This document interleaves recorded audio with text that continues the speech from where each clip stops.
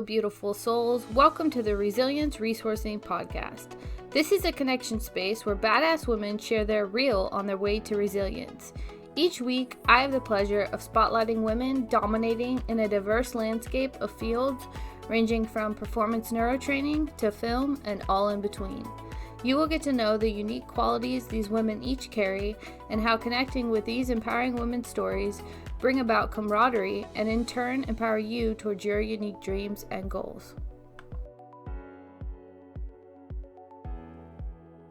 So this is my friend Arianna America. I have known her since, let's say, 20 some years now. She's getting so old. Making us feel old. No, it's been more than 20 years because I think we're about 8 and we're both 32. Yeah. So that would, actually, you're gonna be 32 here. It's true. This is my birthday month. I know. It's your birthday month. It's the best month to do a podcast with you because it's your birthday month. And I always remember your birthday because you share it with what my great grandma's birthday was. Oh, that's right. Yeah. Oh, that's so sweet. I love that. So Ari, I've known for basically my entire life. And I knew you before you came to Hollywood. And yep. Something I've always admired about you is your faith. That is something that we met at church, and even after us not going to the same church and me going through different trials with faith, you've always been a constant. And you really are an example of what it looks like to live out your faith authentically. And, I'm not going to lie that when you were going to Hollywood, I was like, what? Like a little bit shocked. Get in line. Everybody worried I was going to go off the deep end. Yeah. well circulated concern. Yeah, it was. And, you have done so incredibly well there. And, your faith is still so intact. And the way that you just live a life of grace and love in the place that you're at is incredible in such a place as Hollywood. And, I know there's been a process of, your time there. I think, how long has it been? 10 plus years now? Yeah. Been here 10 years. It's like, a whole decade of my life now. It's so crazy. Went by so fast. What, when you first went to Hollywood, what were some of the things that just kind of, what was your initial, what was the initial shock factor, if there was any, when you first kind of got to LA? That's a good question.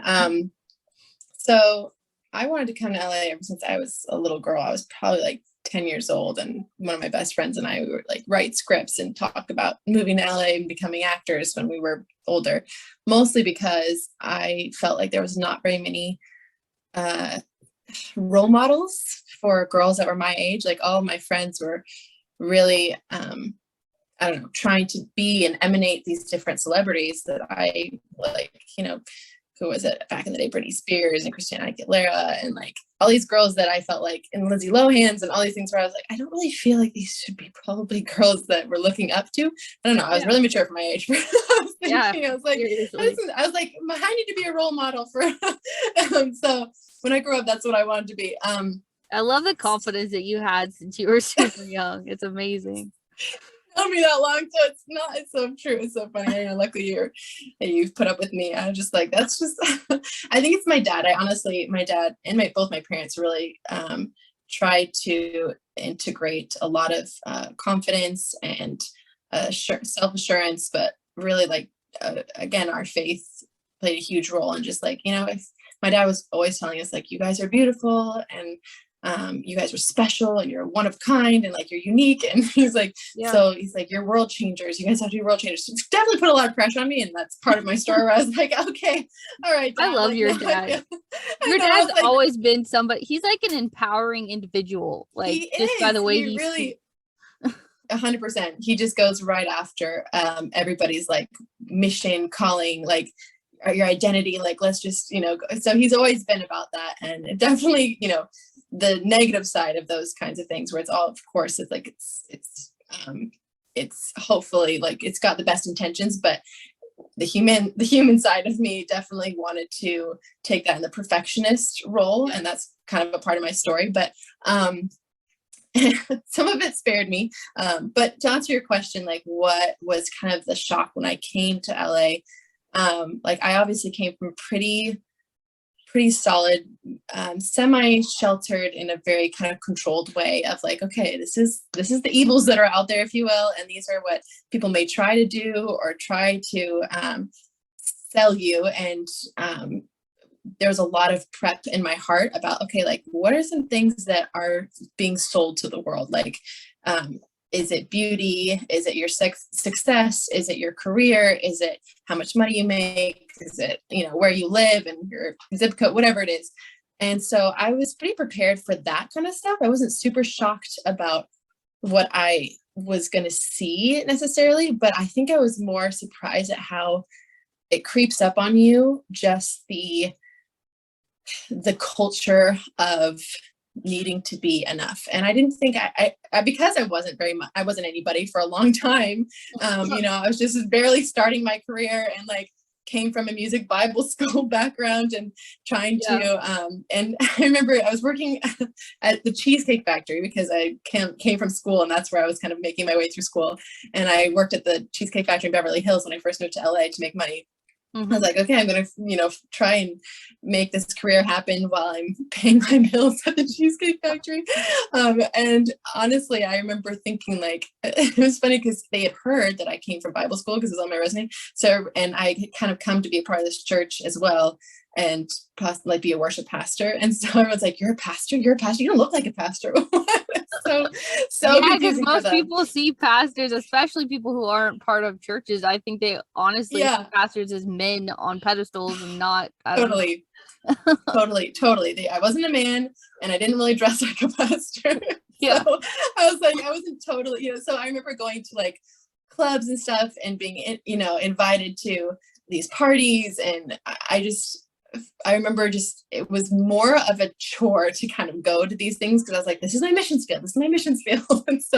And I always told people like back in school that I was like, I'm going to be a nun in Hollywood. So I was like, that's my plan. And it got derailed after I met. You could have been like the woman version of Jay Shetty. He was a monk. Yeah, exactly. I was like, no problem. I totally would have loved to do that. I love all of those self-help books and those, those really incredible quotes that just give you life and inspiration in the morning. But no, I have no wisdom of my own, so that wouldn't work. But anyway, I ended up coming. Thank you. That's kind of you to say. But anyway, I remember coming to just the realization like, wow, everybody, because I was never really a starstruck person, which is kind of something I felt like was going to be a really good, again, prep for me when I came to LA, because I knew that would probably be another thing that would be a struggle for most people. Everyone's like, yeah, if you meet the celebrity, and it's like, and that's all I knew was my friends getting starstruck for people. And then, so I kind of prepared myself to I'm like, I'm just going to be a friend. All these people still need to get groceries. They still need to buy tampons. They still need to use the lavatory and like, like at the gas station. So I was like, these are everybody. Like, these are normal people. So anyway, I think part of the shock, like I was saying, to go back to that, is honestly that how slowly it kind of grabs onto this need to be somebody. And there is a constant pressure of performance. And so, I mean, it's natural because obviously we live in a city that glorifies performance. And part of that, like, it starts with getting, you try to get an audition. And if you didn't get the audition, then you're telling yourself, kicking yourself, like, why didn't I get that? Was it because I didn't prepare well enough? Is it because I don't look the right way? Is it because I ate too many donuts the day before? Yeah. Like, is it because I have been like, there's somebody that's better, or I'm not as talented, or I'm not as qualified, or my resume? There's so many reasons to wonder. But then when you do book it, then you're like, okay, great. I booked it. Now I have to keep the job, because you can be fired off of a set for no reason. I didn't know that.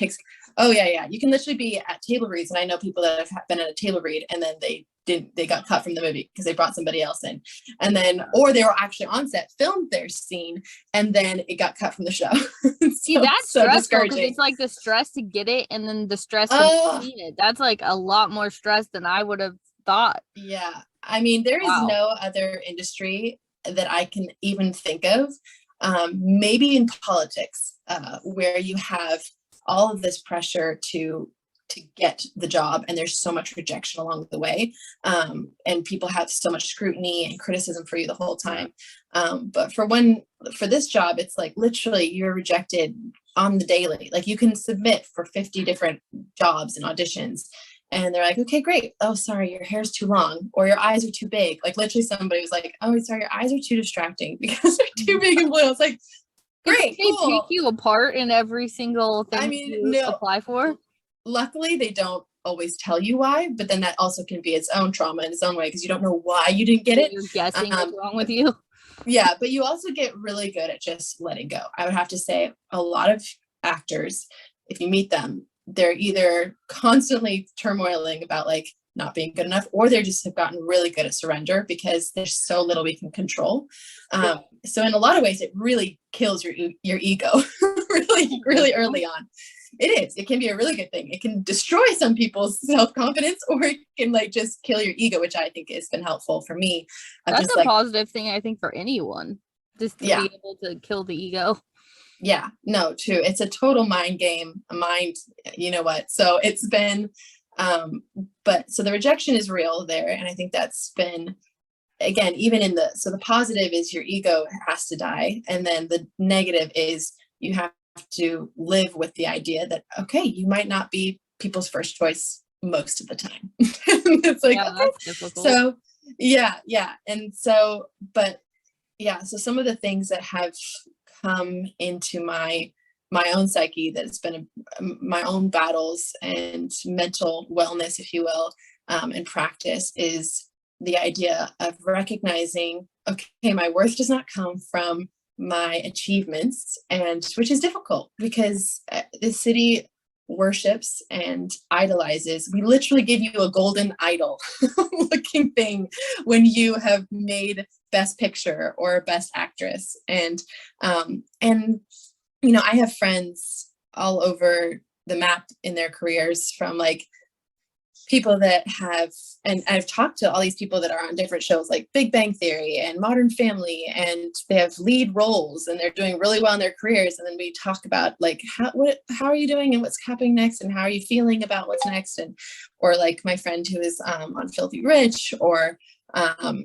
have a friend is like in Agents of S.H.I.E.L.D. and she's just like, I mean, it's just difficult because there's, what some of our smaller, you know, like newer actors are thinking like, oh my gosh, you made it. And it's like, even that's not enough, because once you get the role, you know, then you have to be in a movie that does well and it succeeds and it's well known. And if it's not well known, you know, and then once the movie is well known, then you start thinking, okay, well, now am I getting an award for it? Am I in one of the best pictures and make Best Picture? Okay, now, because you can be in a great movie and other actors suck too, and then it brings down the picture down. Or or it can just be like the writing's really garbage, you know, and you're like, okay, well, I made a movie and that's awesome, but it's not gonna do super well.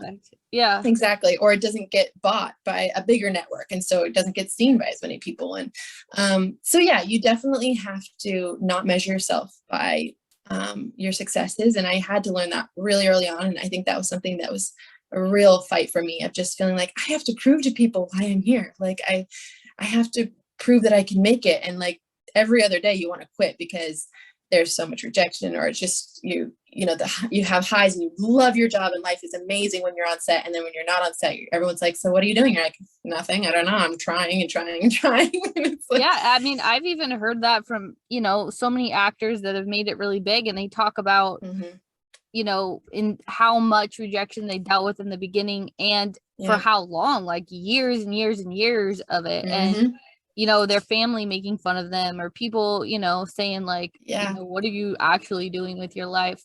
But I think that's what's how much did you get paid for that? That's a big one. But it's like, so cool that your dad instilled that in you, you know, like that he instilled the confidence that like you have a mission. So it's like something Yeah. even bigger than like making it. It's just like your mission is to be there. Yeah. And I mean, even my husband and I, we would talk about like if we were having an argument or debate, it would be like, well, why are we still doing this? Like, I mean, it's not like it's really like paying all of our bills. Like we definitely need two incomes to make life in LA work and have the lifestyle we want, you know? But I was like, even though it's so inconsistent, I was like, it's not just about the job though. It's not just about being successful and proving everybody that I'm an amazing actress or that I am super talented or that I'm pretty enough or whatever. I was like, it's literally about, I tell myself this whenever I feel discouraged by not getting something. I'm like, you know what? Even if I'm just there for one conversation with one random, random person on set, whether it's an extra or a grip or one of the guys, it's like, the PA or back and forth. I'm like, each one of these people are super valuable to me and super valuable to the set. Nothing could happen without them doing their job. But I really try to get to know the people that are overlooked because I feel like there is a huge lack of gratitude in the city that we live in. It's kind of this entitlement that happens. And people have tried to almost impose that on me. Like they've been like, oh, you're an actor. Like they start treating you a little bit different because they feel like they should be, I don't know, idolizing what you do, or you're in a really beautiful city, or it's like you're around the stars, or like they want to get to know who do you know, and so a big part of back to my mission is that I want to remember like everybody's super important and every life is super valuable.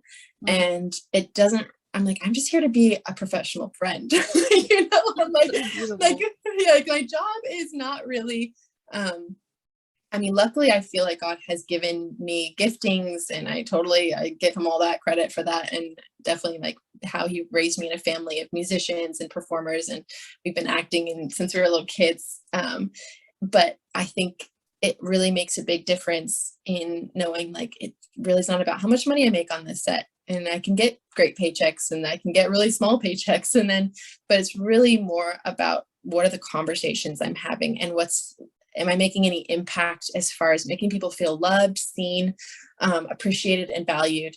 And just like saying thank you as much as you can, because people don't hear that enough. And there's a lot of the people that are behind the scenes that people don't see like out on the screen. You're talking about like I have a friend who she started as a PA and now she's been like assistant directing and she's producing now, and she's been on almost every huge movie set like that comes to mind in the past, like I don't know, 6 years. She just has been on so many shows, so many networks, and she has really paid the dues. But she was, even still, it's like people, unless you're the face of the movie, they don't really remember you. And it's heartbreaking because we put so much, what's the word? We put so much value on people's, on people's looks and on people's roles. And it's like a status thing, but it's like a producer, when you say somebody's a producer, I think most people see that as like a high status. But when it comes to, and not that matters, but like, even when it comes to like being remembered for the movie or being remembered for that, like, unless you're within the acting specific producing world, I highly doubt that many people know who produced that movie or who's that's true. That's incredible that you like see those people and that just God's given you the eyes for the people that really need that, like, gratitude and love that probably everybody else thinks, oh, they're just, they make good money or whatever. And they probably don't even think, I bet you most people don't even think that those people could use like more gratitude and more just like understanding that they're doing just as much, if not more, than the actors. I know. I always tell them when I'm on set, I'm like, I don't know how you do your job. And they're so sweet because they're like, well, I don't know how you do your job. And I'm like, honestly, my job is so less exciting, like busy and exhausting than yours. Or like, I could never be in front of the screen. Like, I could never do what you're doing. I couldn't be behind the screen doing all this work. It's thankless most of the time with all these stinking, like, entitled people that you're working for. I was like, anyway, it's obviously an appreciation for both, but, and I am so grateful to be doing what I feel like I probably am more qualified to do than I'm like being responsible for that many people. Yeah. It's like, it actually reminds me of the church. The church talks, there's different giftings in the church, and I don't remember. There's been multiple pastors, but one of the pastors from, I think it was Mill Creek Foursquare, Chris Manginelli, he said something that, I really agree with the way that he talked about, there are roles within the church, and I'm going to probably butcher this a little bit of how he said it, but like every role is just as valuable to God. And like the body is made up of many parts, and without one, like it's not going to function. Often people point or look at the pastor and they like idolize the pastor or the people who are in leadership in some way, and not at that person who's maybe at the projection screen or at, I don't even know. Wow, I just dated myself. I don't think there's even such thing as a projection screen anymore. You know what I mean? Like felt boards reminds me of that.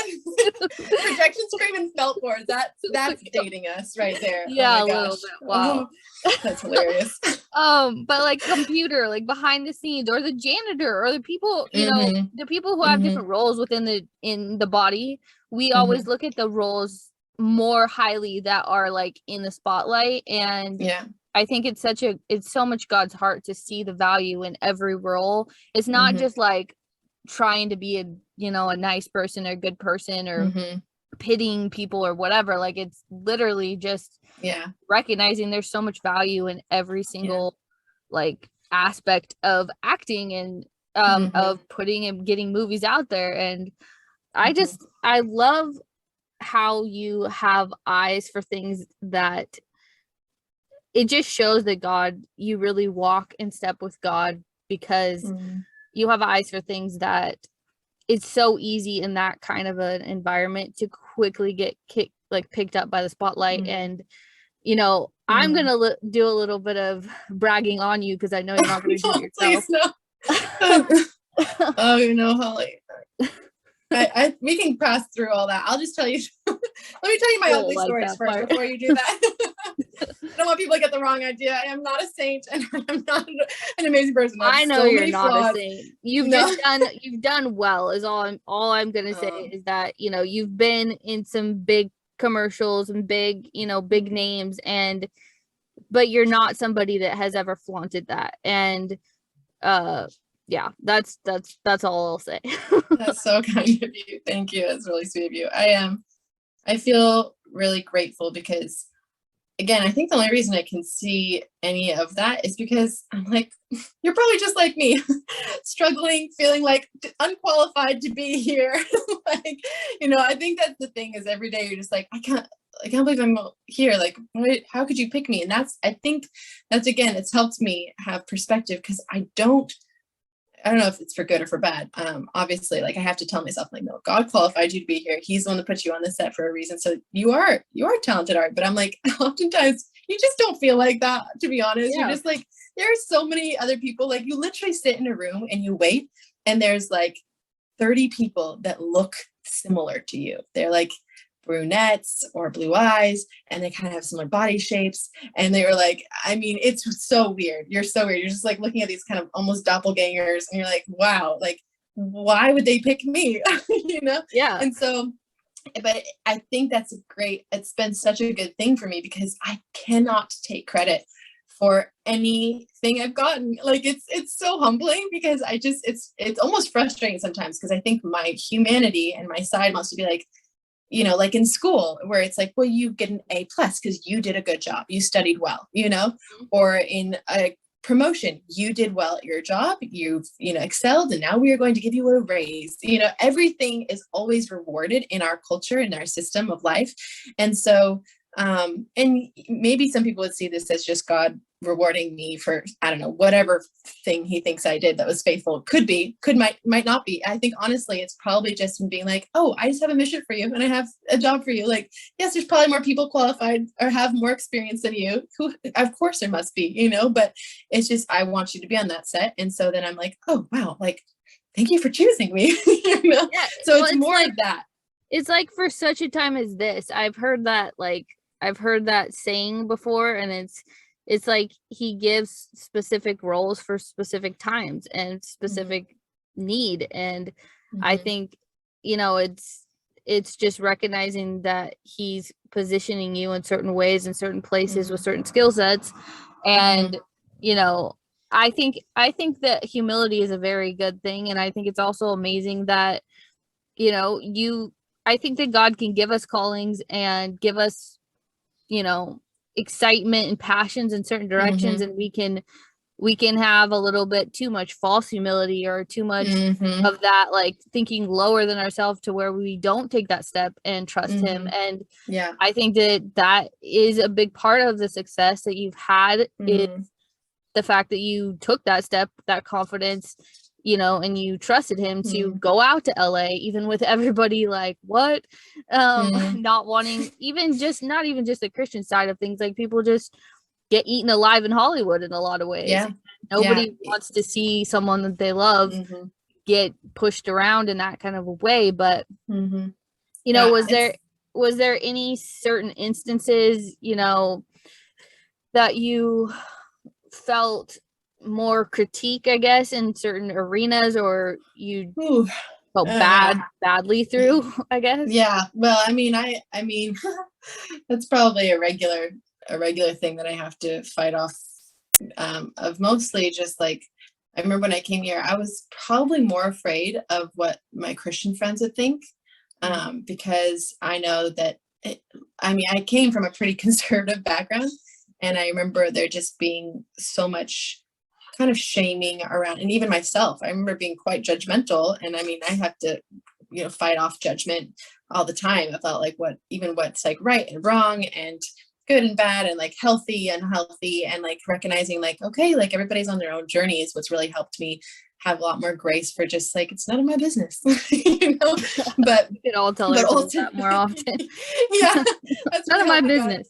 That was one of the best things I think God taught me. It was like, Ari, you know, what people are thinking about you, it's none of your business. And I was like, oh my gosh, but how can I please them? How can I make sure that I'm doing the right thing, that if they're not happy with me, you know? And he's like, it's none of your business what they think. And I was like, oh, that's so painful, because I'm like, I'm such a people pleaser, and I struggle to like not perform, you know. And so I knew coming here that was going to literally stab that over and over and over again, because there's nobody in Hollywood that can please every single audience, every single member all the time. Like you'll look at some of the ones that we just super highly respect, and it's like, oh, well, they had a sex scene, or oh, they did this, or oh, they compromised here, or they gave in there, or they did, you know, slept with this person to get that job. And it's like it's just a city filled with like, you know, kiss ups and compromisers, and it's like, it's so easy to do that. And I've been literally a part of that scenario, where I remember I booked a movie where I was like, oh, I really want to do, I booked this audition, and this guy was like, okay, cool.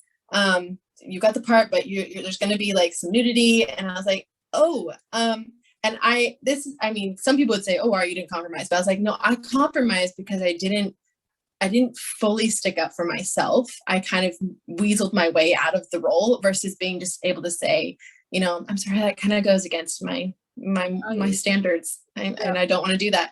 I blamed it on my manager, which is fun. But I was like, ultimately, you want to be able to say like, and the guy, he kind of shamed and threatened me afterwards too, where he was saying, this director, he was like, you know, I don't know if you're going to be able to work, you know, if you aren't willing to do this kind of stuff, you're not going to be able to get other jobs. And I remember being like, is that a threat? Like, no, Satan, I don't think so, you know. Go away from me, Satan. I know, but there was so many, and I remember feeling super scared, because I booked this other film. This was a short film early on in my career, and I was like, oh, here it comes. But I had a kissing scene, and I hadn't kissed anybody yet. And I remember, this was for a music video, and and the short film. I'll tell you both stories. But I remember thinking like, oh, people are going to judge me for that, because they know that I've been kind of saving my kiss for my husband one day. And I was like, I just don't see it as the same thing. Like, I think that one is fake and one is real. So I think I'm going to do that. And I was like, but not everybody has to agree. And the point is, it's none of my business if everybody agrees. It's just about what is the conviction that I'm feeling. Do I feel permission to do this or not? And so, but one of my roles, I remember being super nervous about. I called my dad almost crying, and I called my manager like really nervous. And I remember being like, okay, I have this I'm literally on set, and I didn't realize this, which is, a big mistake. They should definitely have told me about that beforehand. And this happens a lot in Hollywood, where they don't tell you till you're in the moment, and then you feel like you can't say no. But I remember being in the set, and they're like, and believe it or not, it's like a Christian director, and it was a totally harmless film, but I was super like in this innocence, like, oh my gosh, we're still my people pleasing, like, gotta make the masses still feel safe, like the Christian masses, not, be upset with me. So I'm playing this role. It's kind of she's a homewrecker basically, but she doesn't know it. And the guy is sleeping with her. And there's a scene where we're in a bed together. I remember being like, I think I've seen it. Yes, you have probably. And I was like, oh, I'm so nervous. I was like, people are going to be like, oh my gosh, she's buckled. She's definitely given over. And the guy's like, you can be totally comfortable. You can wear shorts. You can literally wear a t-shirt. You don't have to wear anything sexy. And another funny story on that set. But I remember calling my dad and being like, Dad, I don't know if should I do this role?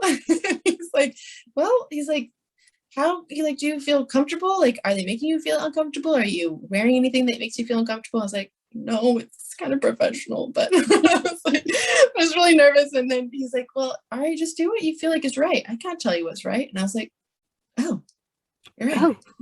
Nobody can tell me what's right. And so I just felt, I did a quick prayer, talked to my manager, and I was like, I'm not doing a sex scene. I'm not naked. I'm not unclothed. I was like, whatever. But also in that same scene, the actor tried to make out with me. I was like, no. No. I was like, we're having a cute kiss and trying to make it passionate, but I was like, but we're not doing tongue. No. So he was trying to go in for it. I was stepping back the director thought it was kind of cute because it looked playful, but I was like, this is me actually trying not to have this guy's tongue down my throat. So actually, but anyway. I think a lot of girls could probably relate to that in Hollywood, just feeling like they can't, that they, the awkwardness of being confident in your own standards and not compromising even for money or for success in those ways. That's huge. Thank you for being vulnerable enough to share that, because I feel like that's something that people can really connect to. It's not even just in Hollywood, just in life in general. It's nonstop pushed on women especially to compromise, because if you don't, then you're not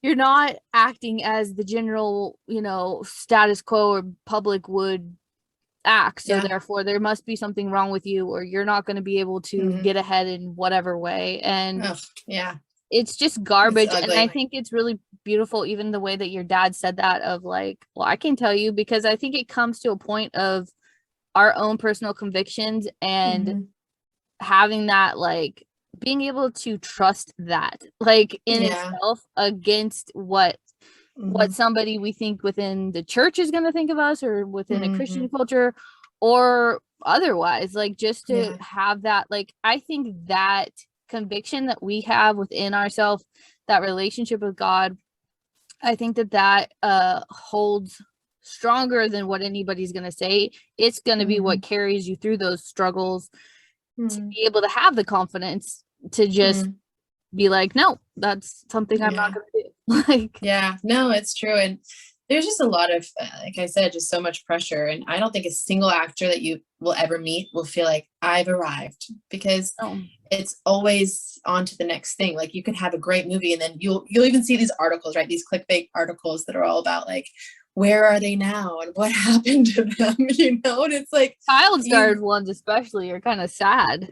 Oh, it is. It's really sad, because you just realize oh, wait a second, they're not seen as, again, people just kind of dismiss them. Stay tuned for next episodes on www.resilienceresourcing.com.